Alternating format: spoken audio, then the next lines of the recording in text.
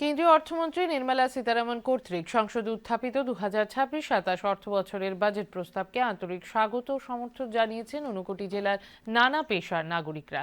কৈলাসহরের শিক্ষাব্রতী অরিন্দম সরকার, গৃহবধূ Shatarupa Nag, ration shop dealer Siddhartha Dutta এবারকার কেন্দ্রীয় বাজেটকে জনবান্ধব কল্যাণমুখী বাজেট বলে অভিহিত করেছেন।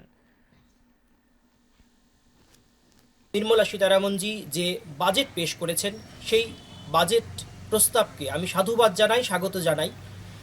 বিকশিত ভারত তৈরির লক্ষ্যে এই বাজেট অত্যন্ত তাৎপর্যপূর্ণ।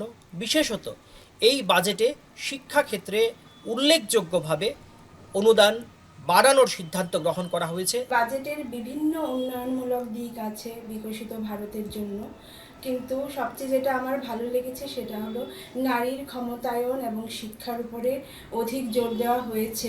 এই বাজেটে এবার যে রাখা হয়েছে, প্রবিধান রাখা হয়েছে, তার মধ্যে হয়েছে সবচেয়ে বেশি যেটা কার্যকর হচ্ছে যে মারণব্যাধি ক্যান্সারের ওষুধের দাম কমানো হয়েছে সহ আরও 17টি ওষুধের এবং ডায়াবেটিস সহ বিভিন্ন ওষুধের দাম কমানো হয়েছে।